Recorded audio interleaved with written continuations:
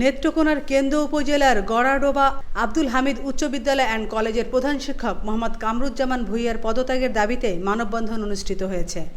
নানান অনিয়ম, দুর্নীতি ও স্বেচ্ছাচারিতার অভিযোগে এনে গতকাল মঙ্গলবার বিদ্যালয় প্রাঙ্গণে এই মানববন্ধন কর্মসূচি পালন করে বৈষম্য বিরোধী ছাত্র আন্দোলনের নেতৃবৃন্দ সহ বিদ্যালয়ের শিক্ষক শিক্ষার্থী। মানববন্ধনে বক্তারা বলেন, এখানে পড়াশোনা হয় না টাকা ছাড়া। আপনার কাছে পড়াশোনা দেখায় তাহলে গরিব শিক্ষার্থীরা কোথায় যাবে? এই প্রতিষ্ঠানের আসার পর থেকে আমাদের এলাকার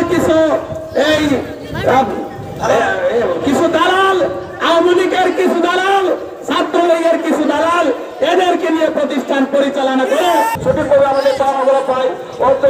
অর্থ প্রতিষ্ঠানের যে কোনো কমিটি আছে, দয়া করে এই স্কুলের সমস্ত কার্যকলাপ আপনার মাথায় নিয়ে সম্মানে পদত্যাগ করুন। আমরা চাই এই অনতি বিলম্বে এই প্রশাসনের বিরুদ্ধে আমরা বিশেষজ্ঞের কাছে আমরা আমাদের স্মারকলিপি প্রদান করব। গড়াডোবা আব্দুল হামিদ উচ্চ বিদ্যালয় অ্যান্ড কলেজের প্রধান শিক্ষক মোহাম্মদ কামরুজ্জামান ভূঁইয়ার স্বেচ্ছাচারিতার শিকার হয়েছে বিদ্যালয়ের বহু শিক্ষার্থী, শিক্ষক, ম্যানেজিং কমিটির সদস্য সহ এলাকার জ্ঞানী গুণীজন। তার অনিয়ম, দুর্নীতির শেষ নেই।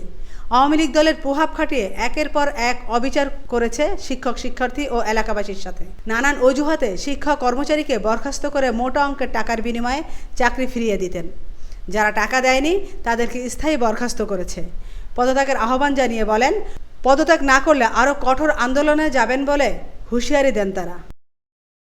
আমিনা ইসলাম, আজকের সংবাদ।